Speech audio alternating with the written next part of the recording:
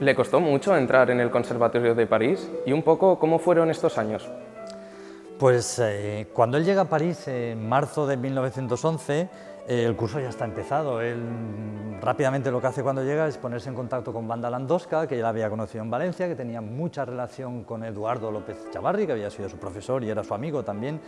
Y bueno, empieza las clases con Wanda Landowska inmediatamente. Además, Wanda Landowska le escucha de nuevo, ya había escuchado en Valencia, y dice que le va a dar clases gratuitamente, una clase semanal. Cuando va al conservatorio, evidentemente está ya en marcha, pero además consigue que le escuche Louis Diemé, uno de los importantísimos profesores de la escuela francesa, y le dice: vamos, entrarías seguro en el conservatorio, pero tenemos un problema, y es que de las plazas que hay para extranjeros, entonces el Conservatorio de París reservaba 2 plazas solamente para extranjeros.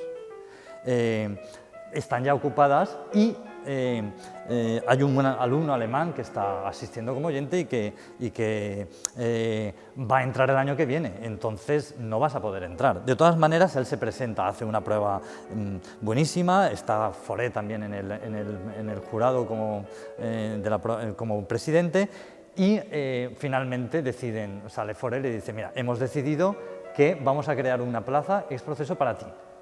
Para Iturbi, porque bueno, aunque solamente admitían 2, crean una plaza adrede. Bueno, a partir de ese momento él estudia con Victor Stau, además de estudiar con Wanda Landowska, que son dos maneras de entender el piano, no sé si radicalmente opuestas, pero bastante diferentes.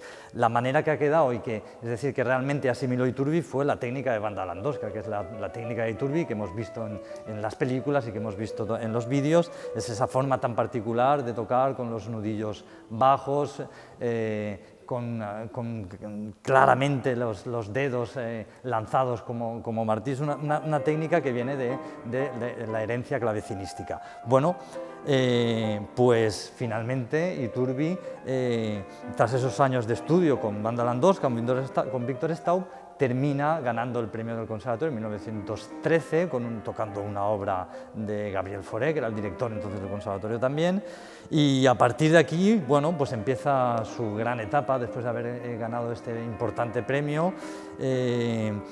Él ya tenía relación en estos años también con Manuel Quiroga, que entonces era un poco mayor que él y se convirtió en uno de los grandes violinistas, ¿no? Hasta que por cuestiones de salud tuvo que abandonar el instrumento. Bueno, pues esto es un poco el resumen de sus años como estudiante en París.